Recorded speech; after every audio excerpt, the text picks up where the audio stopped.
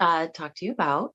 Yes. The first is I have found a place that I have landed per se. So I have moved to.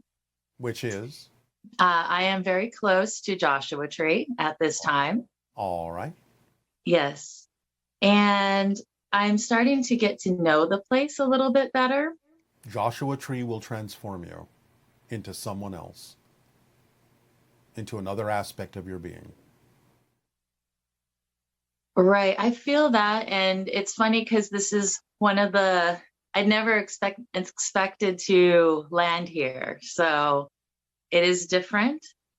But that's okay. And I'm still learning the land. And I was wondering if you had anything that you would recommend checking out in the park while I am here.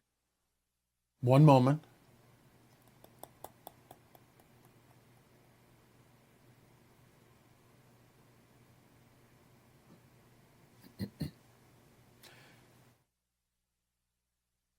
There is a type of desert mouse that making a connection to this animal in some way, shape, or form, whether it is indigenous to the area or not, but represents an environment similar to that area, would create the proper vibration to allow you to experience a type of connection that will draw you deeper into the earth and help you understand a connection to the natural world that will allow you to receive communications more strongly to your heart from Gaia, from Mother Earth, in a way that will transform your perspective on many things in the physical world with regard to the energies you can perceive from different people and different environments that will guide you to your true self. We are given to say this in this way specifically by higher guides and higher mind. End of transmission for that subject. Thank you so much. And thank you to the higher guides and guardians. I appreciate that. And I will explore that. All right.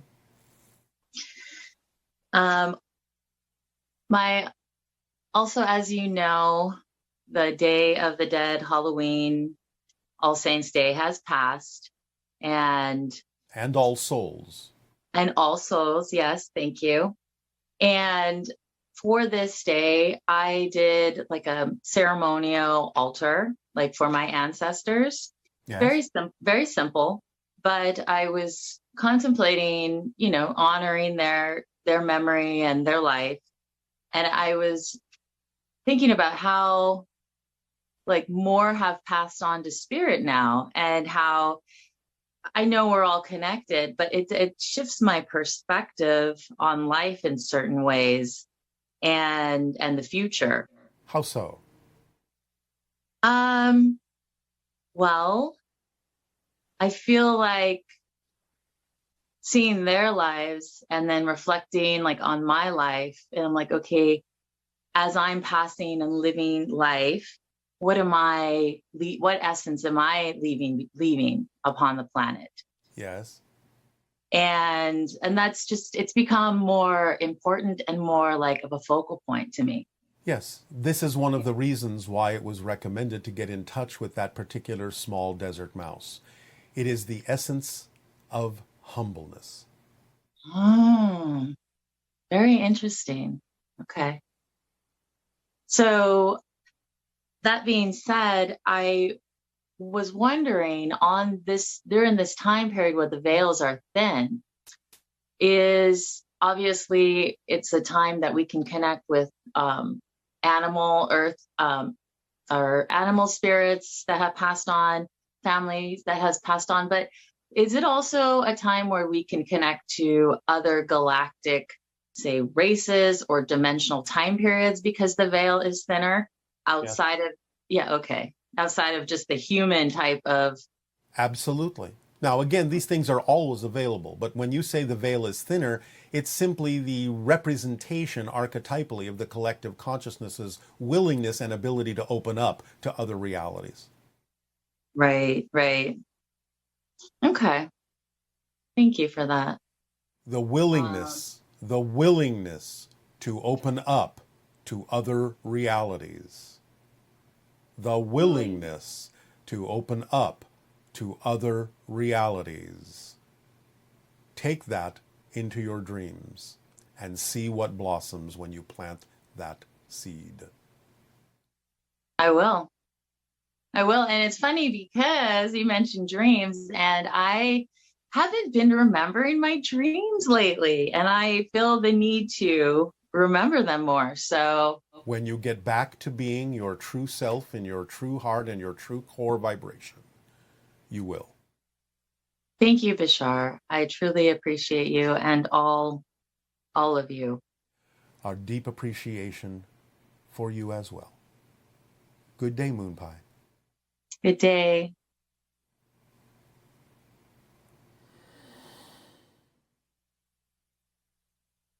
Good day. Greetings, Bashar. Thank you for the opportunity to speak with you. It is our passion and our pleasure. Thank you for the co-creation. Thank you. My name is Callie, and I'm living in the Sacred Valley of Peru near Machu Picchu. Right. And there's lots of amazing energies here. And I don't know if you have any updates on what's going on in this area. We do, but none to share. None to share. Okay. Except one of our kind has recently arrived in that area to monitor certain energies. You may connect to them if you wish. It is similar to the idea of our craft over Sedona. Another of our species has arrived over that area of Peru for a variety of reasons we will not go into, but you may connect to their vibration if you wish. Wow. Okay. I've done a lot of work in Machu Picchu at the Templo de Condor, the Condor Temple, and had a lot of visions there years ago. And it's actually what brought me to live in Peru after the once the pandemic started. And I'm wondering, is that Machu Picchu is so close by? We're in the last town before Machu Picchu, and the train leaves from here. So we're very much a portal. And I'm wondering, do you suggest that I do some more work in Machu Picchu, or that perhaps they're coming there? As we said, you may connect to another member of our society in that area who has recently arrived. Wonderful. Okay. Thank you.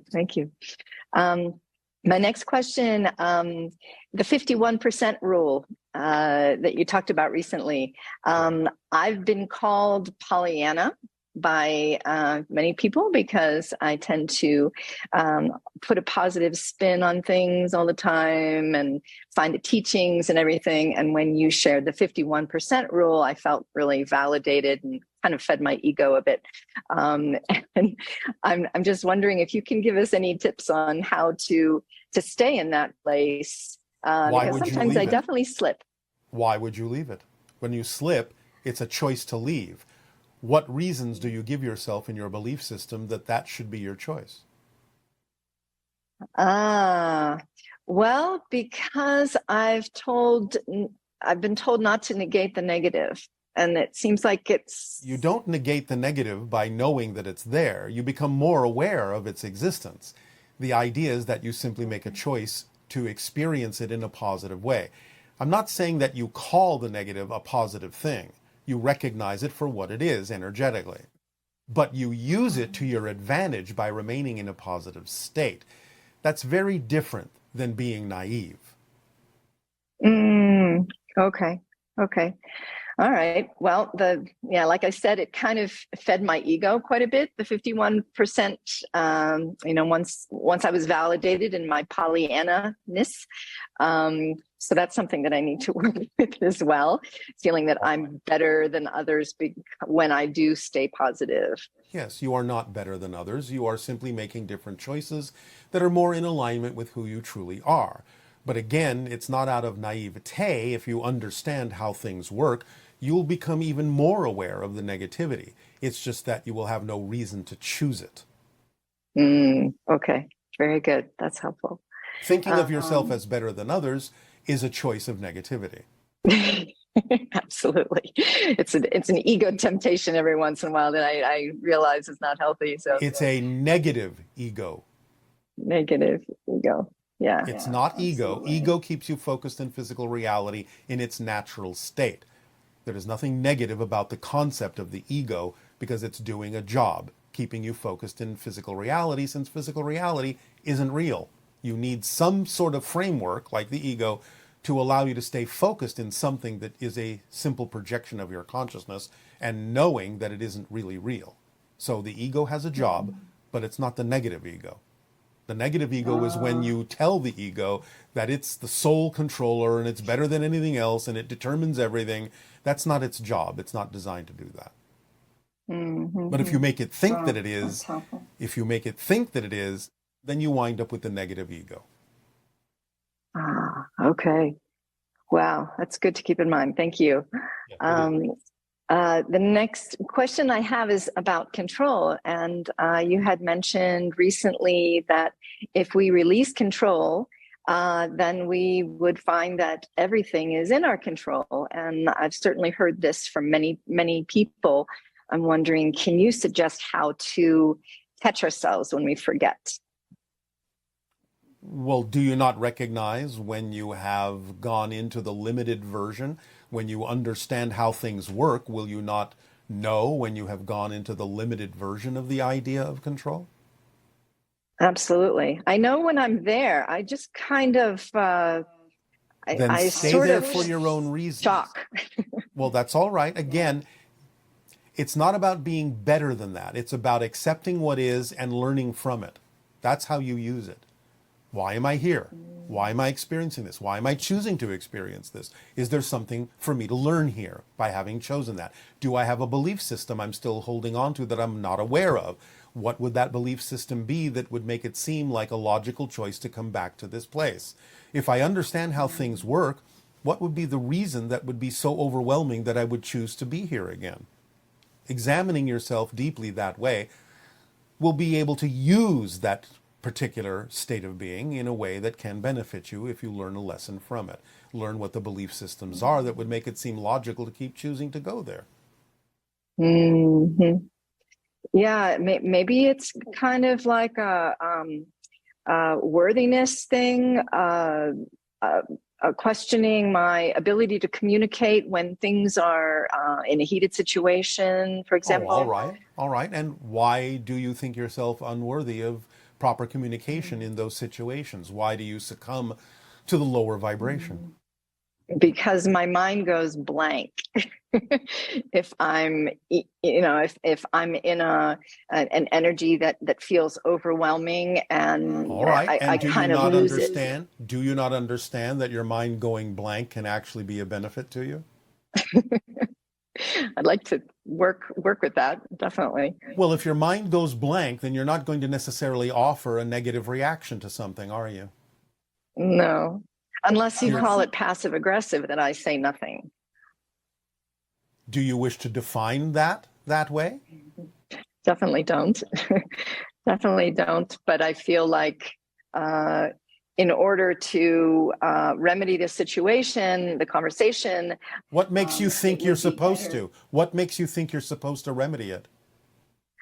Well, I feel like I need to do my part in trying to. How do you know that doing your part? How do you know that doing your part isn't to remain silent and let the other person recognize their issues that they're projecting on you? Well said. Yes. I believe that. All right. Yeah. Again, not because you're better than, but just because you're offering a blank slate for that person to bounce off of and get a reflection for themselves of the projections that they may be putting onto you of their own issues. You don't have to remedy anything. Again, you're trying to be in charge. You're trying to be in control. I have to rescue. I have to save. I have to fix. No, you don't. Mm-hmm. Okay. And when you relax into that state of it being okay to go blank, you will come out of it more likely than not with the perfect response that gives them the opportunity to face the issues that they are going through. Mm-hmm. Mm-hmm. Absolutely. Yeah. Silence can be very helpful to kind of recalibrate things. And if nothing else, after the silence, you can perhaps even make a suggestion to the other person. Is that what you really wished to say? Mm-hmm. Is that what you really wished to say? I'm giving you an opportunity to rethink what you just said and decide if that's what you really wish to say. If it is, that's fine. But I'm giving you an opportunity to decide whether you would like to communicate something differently at this particular moment. And it is the blankness that would allow you to do that, allow you to come up with that kind of a response. Mm-hmm. Mm-hmm. Does that help? Just dropping into presence and dropping into Yes. My higher self in that silence definitely opens the opportunity Yes. for Because right you communication, would for know. good communication. Yes, because you would know that when people communicate harshly, it's usually not representative of what they actually wish to talk about. It's usually just something on the surface that's a cover for their fear of facing the issue at hand. And if you give them the chance, if you give them the opportunity to rethink it, many of them will. Right. Wow. That's helpful. Thank you. All right. Thank you. Thank you very much. Thank you. Appreciate your time. Pleasant Thank you. dreams. Perfect version of that, even though you may change. Exactly. The evil eye symbol is more or less the same symbol as like Sirius. Like how do they relate to one another? They don't. They don't. No, the idea is simply the concept of being watched, because as you observe, others observe you. That's the way they do relate. But they don't relate in the sense of the definitions that your society has given to that symbol in that way. It's only a representation of the fact that you can see the symbol either as positive or negative, depending upon what belief systems you hold to be true within yourself. That's how it relates. But that meaning isn't inherently built into that symbol.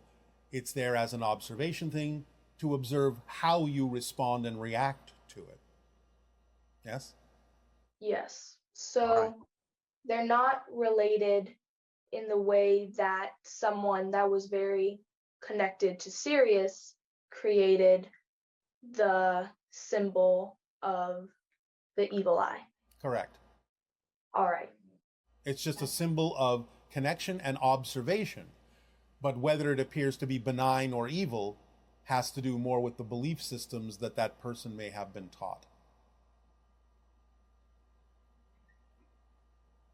Does that help? Doesn't make much sense. Could you? All right. You are given the symbol, let's just say, that seems to be like an eye to you. And if we're telling you that that eye is observing you, watching you, seeing what's going on, but also the vibration of that eye may be causing certain beliefs within each person to rise to the surface of their consciousness and be expressed, well, those that might hold on to some fear-based beliefs or negative beliefs in their unconscious mind may interpret the symbol negatively and say it's an evil eye that could control me or do damage to me, while others who may be more inclined to look at things more positively will simply see it as a connection to those who are looking over you, watching over you. observing you for more neutral or positive reasons. So the vibration of that symbol as an eye, interpreted as an eye, can be taken either positively or negatively based on what belief systems are within the person doing the observing. Does that make sense? Yes. Thank you. You're welcome. Will that do? Thank you for this, and it was very nice to speak with you again. And you as well. Good day. Good day. Hi. Good day. Good day. I have a question. Yes. It was 2 nights ago, I think.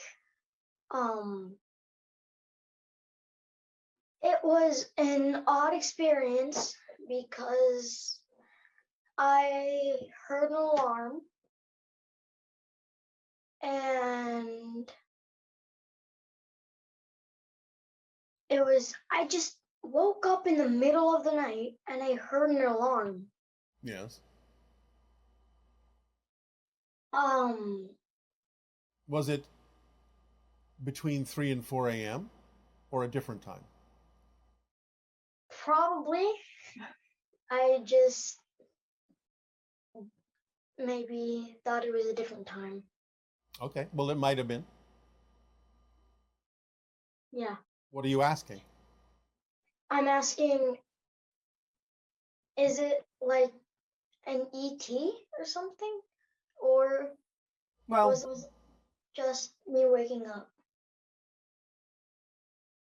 it might have been something from your guides to alert you, not necessarily negatively alarm you, but to alert you to something that was going on in your consciousness or in the encounter you might have been having when you were out of your body. So it might have been something for the purpose of bringing your attention to something. We can't necessarily say what at this particular point, but it seems to be something that would be getting your attention, to bring your attention to something important at that time, to pay attention to something. All right? It may happen again, and thus you may build more familiarity with what it is actually attempting to get your attention to pay attention to. Yes. So next time it happens, look around the room, see if you can sense or see something going on, or look outside your window, see if you can see or sense something going on that might be unusual. But it's attempting to get you to pay attention to something at a certain timing. All right? Yes. All right. Does that help? Yes. All right. Anything else? Yeah. All right. What? And I just forgot. All right. Well, Okay. pleasant dreams to you. You too. Always. Thank you. Yes, you remember? Yes. Is there anything that could help me have more connection with ETs?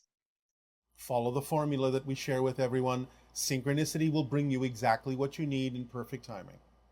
Just have the intention to be open to those connections. Synchronicity will bring them to you. And this may be connected to that, what we've already discussed to some degree. Yes. Thank you. You're welcome. That is all. All right. Good day. Good day. Hi, Bashar. Chris from California again. I'm wanting to understand more clearly this idea that the structure of existence never changes, only our perspective and experience of that structure changes. Can you walk us through that idea in a new or more detailed way so that we can get a fuller understanding of it? Thank you. Yes, although this may require a visual representation if you have access to it. I'm going to describe an object. It is known by a few different names.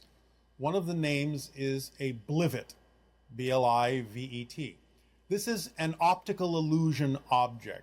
It is defined generally as an elongated form that has what appear to be 3 round prongs on one end and simply two squarish ones on the other end. It is what you would call an impossible object to exist in 3 dimensions. It's a higher dimensional form. But you can have a drawing of it, and you can see the optical illusion in it because one end appears to be blockish and squarish and only has 2 extended prongs, but at the other end, the space in between the other 2 is drawn in such a manner that it seems to suddenly transform into one of the 3 round prongs at the other end. If you are familiar with this object, you can look it up if you're not, Blivet. But the idea is that this form never changes. That's the structure of it. But if you cover the bottom half, you would think that it represents a blockish 2-pronged object. And if you cover the upper half, you would believe that it represents a 3-dimensional, 3-pronged object with round prongs. So therefore, even though the structure underneath what you have covered up hasn't changed, your perspective of the object has changed by blocking your view of the bottom or the top half, showing you that you can have an object that doesn't change within itself, but you can perceive it in different ways to represent what appear to be different objects.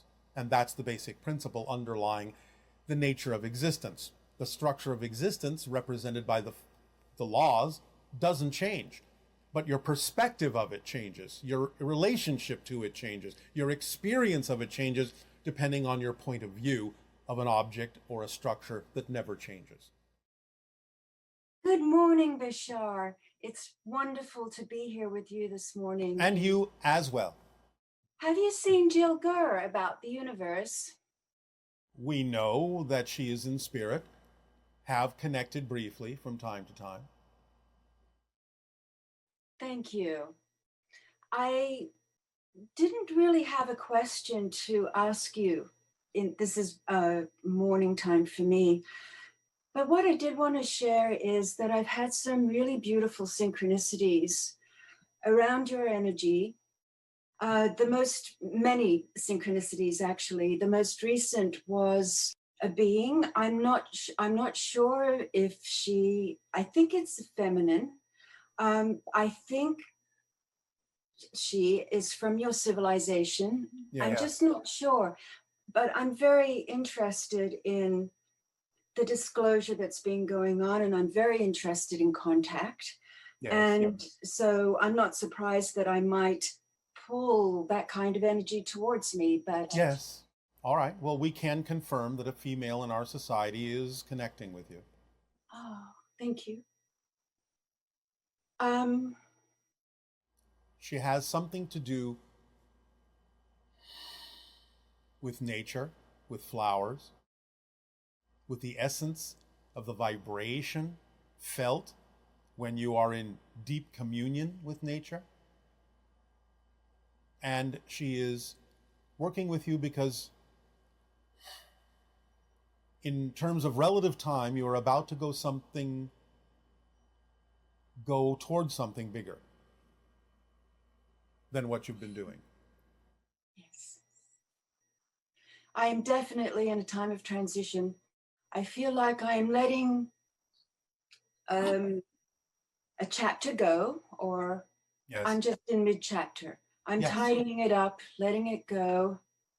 I would be happy to have already completed it, but it's okay because I do realize there's a process to it. But I'm almost finished, and I'm clearing my plate. And this is why we can sense that you're about to embark on something bigger. It will be coming in possibly within the next 3 to 6 months at the outside. Maybe sooner, but we'll see what your process brings you. Yeah. But within 3 to 6 months, look for something being presented to you synchronistically that would allow you to embark on something bigger. How beautiful. I've been feeling that would be lovely to experience. All right. Because I have been working it's a paradox. I've been working, it feels like in a more confined area physically. Yes. Yet. You need to expand. Yes. And internally, there's been expansion. And creatively. But the outside will reflect the inside soon enough. Yeah. Anything else? No, not really. Just to really share with you my absolute appreciation for everything that you are. A deep appreciation for you as well. Our unconditional love to you. Avail. Avail. And I've been procrastinating for quite a long time because I couldn't find the things that give me the motivation.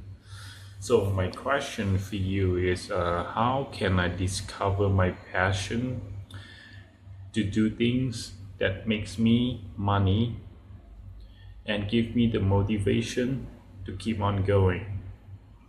Thank you very much. Well, clearly, this might require a back and forth to really dig deeply into this particular subject. But at the same time, we can say you are clearly passionate about procrastinating. So the idea is to find out what you're afraid will happen if you don't procrastinate. That would be simply based on a belief you have that something in your so-called future actions will actually cause you more pain, more difficulty, more suffering than simply holding back. So the idea is to get deeper into an investigation of your belief systems, because again, remember, all of you are motivated, absolutely motivated to do those things you believe serve you and to never do the things that don't serve you. So if you find that you're unable to move forward in the things you know could serve you, that must mean you have a belief system that says that moving forward would not serve you better than simply staying where you are.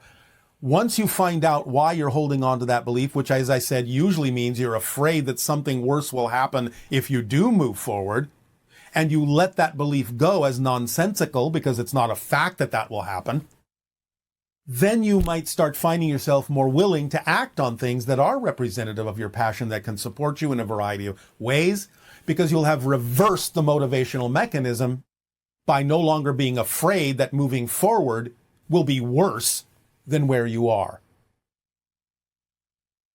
Hello. And good day to you. Good day to you, sir. Oh, sir, we are being formal today. A word. Thank you, sir. You're welcome. I have a question about intuition in communication. Yes, speak up, please. No problem. Is the action of intuition a communication that is happening of something of our higher selves, or is it something that's beyond us, like, say, a creator or a guide? In that process... Well, it can be other things, but it always comes through your own higher mind, so that your higher mind can deliver it to your physical mind in some way, shape, or form that allows you to experience the harmony between your physical and higher mind.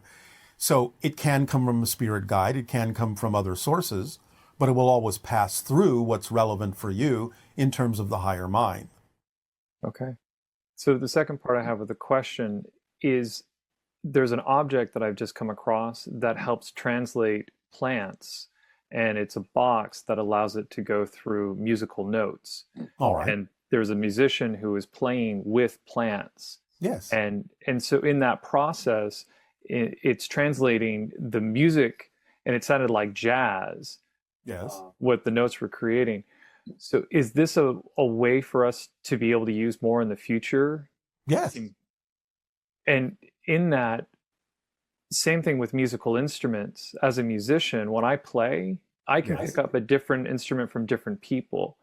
Am I more so connecting with the actual instrument's intelligence, or a higher being that's maybe in the instrument that was created, or an imprint of some? Why is it always or? Why not and? Well, that's the key question, is when I'm communicating with the instrument, yes, is it more of myself that's processing through the instrument, or am I connecting with something that's within the instrument itself? Again, why is the question an or question instead of an and one? Yes, to both. Okay, so thank you. Yes. So when that's happening, as the musician's playing, yes, are we also communicating through our guides? Yes. And the instrument or the imprint of whatever the wood. As you are playing an instrument, the instrument is playing you. Yes. And then the song being created in that moment, is that something what we could call a harmonic resonance? Yes. So our connection is essentially, it wouldn't happen without the two of us, but is there a third part in there too? Always. And what is that third part? It is the simulacrum expression that makes sense in your reality. It's the interpretation that makes sense to you in the focus that you are creating in your consciousness. The expression that is germane and relevant for the reality in the way that you're experiencing it. So essentially, the idea of a harmonic resonance is it's three parts. Yes, you understand the idea of a Venn diagram in your reality? A little of bit. A vesica piscis? Can you describe the two circles that overlap to form a third area that is common to both of them? That makes perfect sense. Yes. That's its own reality. That's its own archetypal consciousness. That's its own expression too. Mm-hmm. And this is what's happening even in the channeling, because you're not speaking directly to the channel and you're not speaking directly to me. You're speaking to a third consciousness, a simulacrum, a simulation that is germane for the translation of our thoughts into something that you understand in your reality. So in a sense, the communication, when you look at somebody and there's no words, but that feeling is that universal connection. Yes, it's the reality you are co-creating with one another that you agree to communicate through as a third reality that is common to both of you, because each of you are creating your version of it in your own unique reality. Thank you. That clarifies a lot of what I've been coming to, my own intuition. All right. Because if you were to interact directly with us, you would find us to be very different than what you're experiencing now. Not that there aren't some similarities to our consciousness or our personality, but by interacting with us directly, we would be something very different than what you're experiencing here. This is a third consciousness, a third personality, a third identity that makes sense in your reality. Thank you. Yes. Have fun. Thank you. That's all my questions. All right. Well, we thank you for the co-creation. Good day. Good day. Cheers. Hi, Bashar. I'm Erin from Shepherdstown, West Virginia. I have a question about Sasani reproduction. I've heard most of the time when you talk about the creation of a new Sasani baby, you refer to having two parents forming an energy bubble between them, and a new baby is formed within that.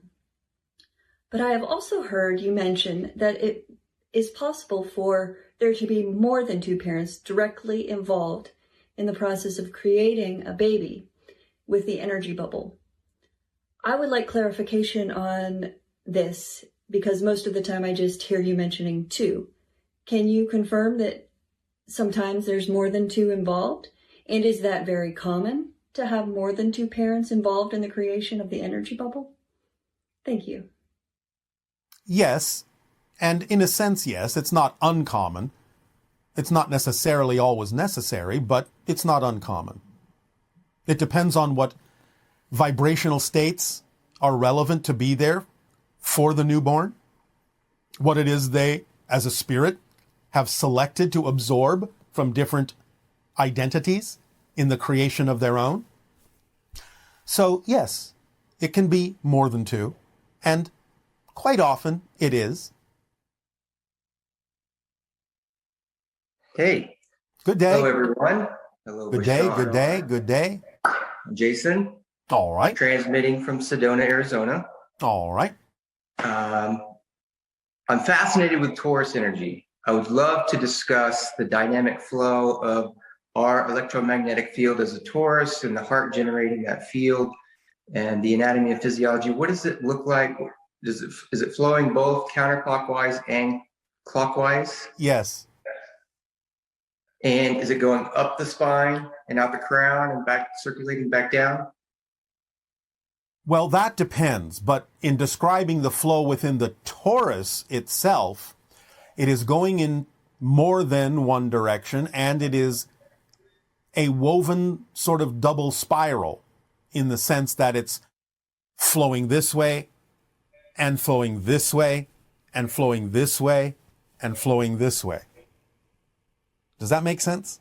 A double spiral, double figure eight.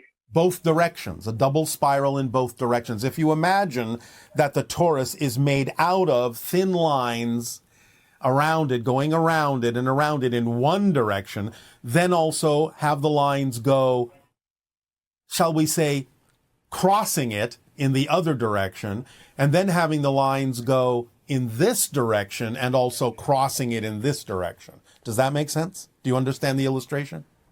I think so. Okay. And in terms of the anatomy and physiology, I know you answered this before. We are a manifestation projection inside our soul, our physical body is.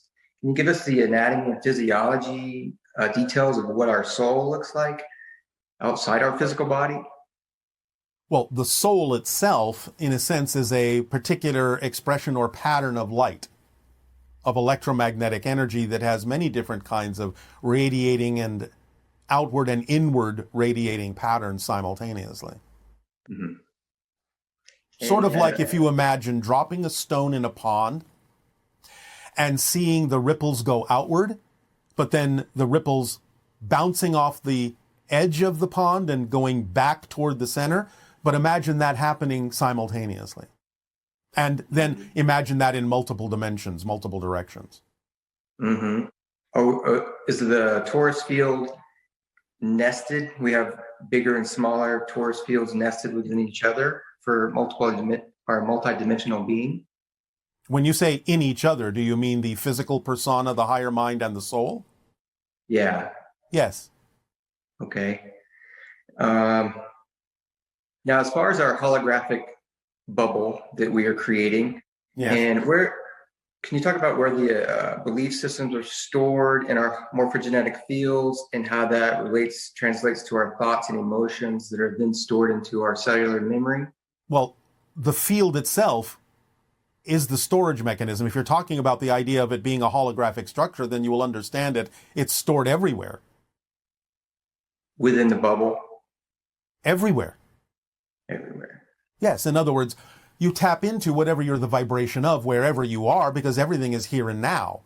Therefore, what you're calling the morphogenic field is simply a projection of consciousness that makes it seem like it occupies space and time, but that's an illusion. It's all here and now. So, in a sense, holographically, you can tap into anything, anywhere, including belief systems. Okay,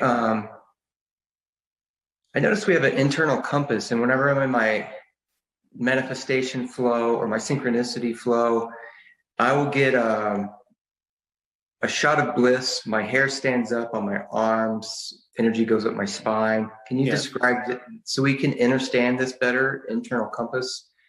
Well, there are different ways to understand this concept of an internal compass. What you're describing is the vibrational version. In other words, you're sensitive to certain frequencies that when you align with them will create more of a superconductive or even a hyperconductive flow of energy through your neurological system because you are now synchronized and harmonized with the frequency that is closer to your essential core frequency.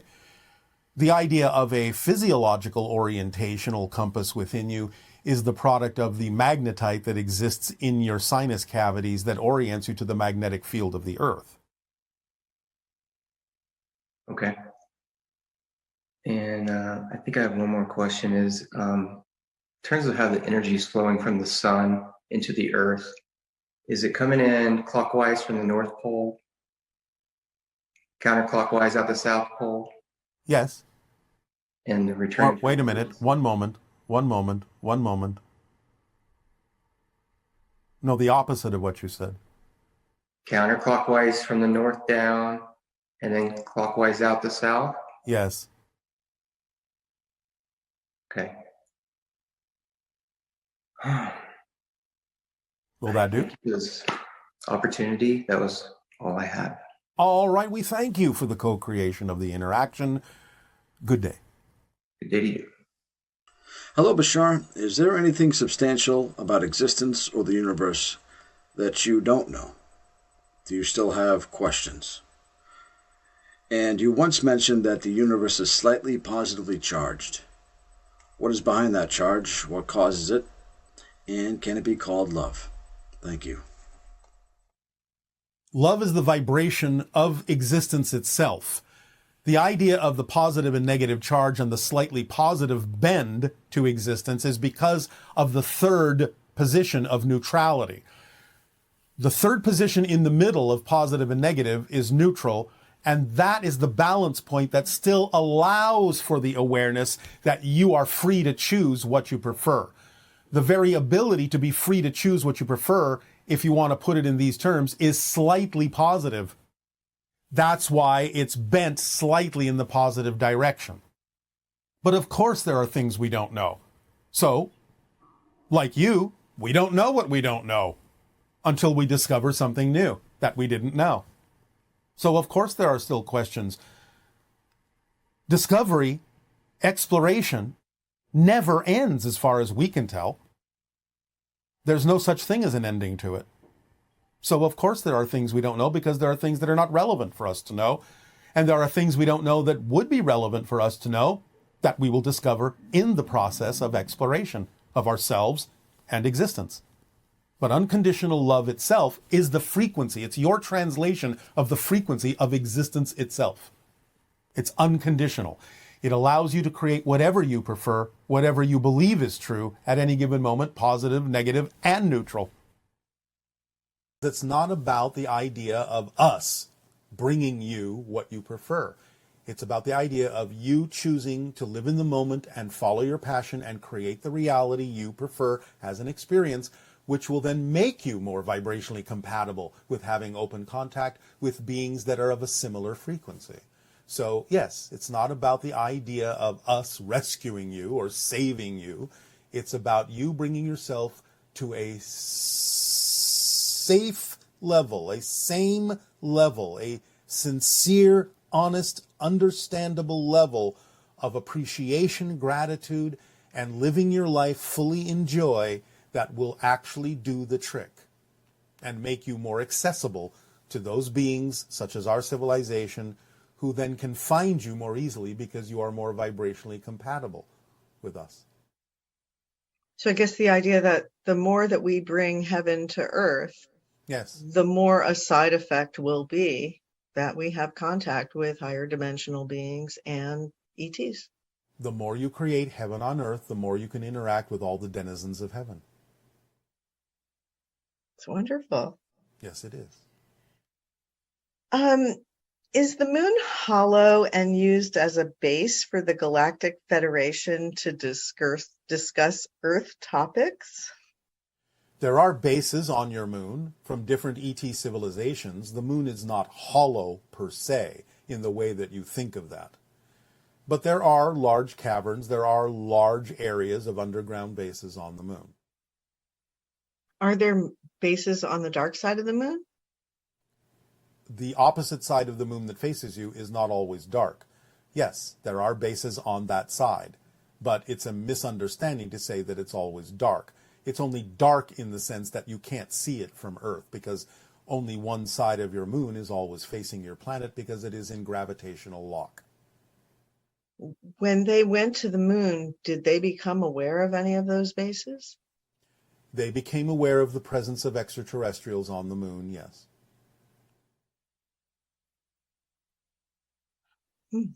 So our returning to the moon, how does Yes. that fit in? It fits in wonderfully. It's the perfect timing, huh? Yes, it is. Now, it could have happened sooner, but again, you had some things to work through. So for what it is and the process you're going through, it is perfect timing. And the fact that we have telescopes now that are incredibly clear and able to penetrate such deep levels of space is reflective of the idea that we are getting more and more ready to experience what's available. Yes, yes, because as we said before, it is your own telescopes and your probes that will discover the idea that life does exist elsewhere. And even if it's simple life, the idea will open you up psychologically to accept the fact that life exists elsewhere and that you're not alone. And that will make a major difference in your collective consciousness. And back to the idea of contact, when people reach that higher state of being in excess of 200,000 cycles per second, and they're ready for open contact, how might that happen if they live in an urban environment versus being in a remote place? There have been many contacts that have happened in urban environments. Just because they're in an urban environment doesn't mean that they can't be private. So similar to what happened with the channel, where his family members that were present with him in the vehicle were able to see your ship, but no one else could. Some others did, but most did not. So yes, it can happen that way. Or again, remember, beings can simply appear inside of your house or your apartment. No one outside has to know what's going on inside.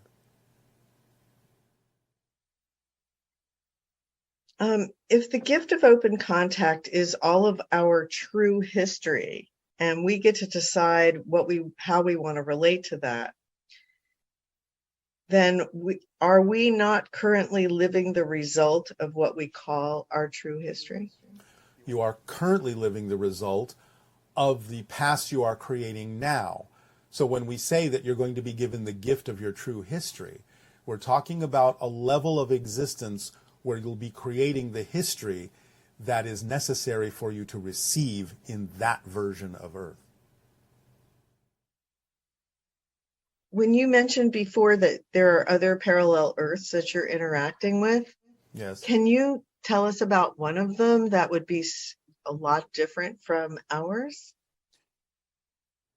One is primarily based on the idea of experimenting with shifting borders. In other words, on a semi-annual cycle, the idea of so-called borders is really just a notion of experimenting with different social structures for a period of time and then dissolving those borders and shifting again to different forms of experimentation of social structures. That is one of the versions of Earth that we are interacting with. And as far as the idea of location of an atom, yes. This person's saying they're confused regarding the principle of location being an aspect of an object in space-time. Yes. Where is the demarcation of an atom's location point stored? And is it in the electron cloud, the nucleus? And also, how do you keep an atom still in order to assess its location between 2 points? We don't have to keep it still. It doesn't operate that precisely. We operate within the idea of the quantum uncertainty, and that's sufficient enough. We allow physical reality on a quantum level to exist as it does. The vibrations are so minute, they do not prevent us from simply creating a matrix of locations based on a 0 point that we start with, which is a particular point on our planet. So the idea is that we simply extrapolate out of that what the likely locational variables would be from that point forward, stretching out into space-time. Okay, and a long time ago you gave us what are called the sacred circuits. Yes. And one person is asking if you could tell us exactly how the sacred circuitry affects our brain just by watching them, and what the mechanism that's taking place. Yes, again, it is a permission slip like anything, and those that are willing to allow themselves to shift their neurology into ways that are more vibrationally compatible with extending their senses into other dimensions will gravitate to the sacred circuits as a representation of the kind of shifts they already wish to make. The sacred circuits simply provide an idea or a template for them to align with that would allow the circuitry in their brain to shift in the way that they say they prefer it to. So again, remember, sacred circuits don't cause anything. They are a reflection, like anything in physical reality, of a idea you already have in your consciousness, but don't necessarily know what particular permission slip to utilize in order to accomplish that. The permission slip of the sacred circuits allows for more ease in understanding, oh, these are going to allow me to change the circuitry in my brain more easily because they represent that idea. Okay, and this person is saying that they recently discovered moldavite, and it's the only crystal that they've seen have such a dramatic effect on people, both physically and mentally. Is there anything you can tell us about moldavite that would help us understand that? It strongly represents the idea of increasing possibility and probability of open contact because moldavite has come through space. So it carries the vibration of extraterrestrial frequencies with it. And thus, in recognizing that, those that are primarily oriented to the concept of extraterrestrial contact will feel as a permission slip an especially strong pull to that particular mineral because it represents that idea of connection to space. All right? Okay. And how would you recommend that we think of the Anunnaki, since there was a renegade group of them that helped to create us? And what would be an appropriate way to relate to them? Should we be grateful for them? What? The way to relate to this idea is to save it for another time. Oh, that question. Yes, and that will be enough for today. All righty. Well, thank you so much. You know, we all really appreciate these interactions and all the information you share and being able to spend some time with you. So thank you so much. It is our passion and our pleasure. And now please prepare yourselves for the meditation that goes along with the window, the door, and the gate to increase the probability of open contact for those that choose to align with the frequency. Enjoy. I'm Ferenc, a French music composer playing violin and living in Provence on the south coast of France. All right. So my questions are about music. Yes. First question is about music composition, and all music composers are all time on this planet, including myself. When we compose music, we are creating something of our own, or are we channeling music from higher dimensions? Like for those trying to create peace with music like me, is it that everything we compose is kindly sent to us by some higher beings, or is it a new music creation? Both. Both. Remember, it's this and that, not this or that. The idea is that you are a specific channel that receives higher energy vibrations, not only from other dimensions, other levels of consciousness, but including your own higher mind. And in receiving those vibrations, you, as the unique personality that you are, with the free will you have to express yourself in any way you so desire, are translating those vibrations into a unique new creation through you that is different than what anyone else would create. So even though you are receiving vibrations from other realities, other dimensions, higher frequencies, you get to, as the particular conduit that you are, bring those vibrations through and translate them into music in your unique way. So it's both. Okay, so I'm receiving vibrations, but I'm not receiving like melodies or chord progressions. You might receive patterns sometimes, but again, remember, it's a step-down process. At the very beginning, from the highest source, they're just vibrational frequencies and patterns of energy. But as they step down through the different levels, by the time they arrive in your higher mind, so to speak, your higher mind might start recognizing what kind of harmonics might be more relevant for the personality that you are and might suggest a difference in the patterns or an arrangement of the patterns that you will translate as actual musical harmonics in your unique way. So it is a kind of a step-down process. Okay, so it's a collaboration. Absolutely, always. That's beautiful. Yes.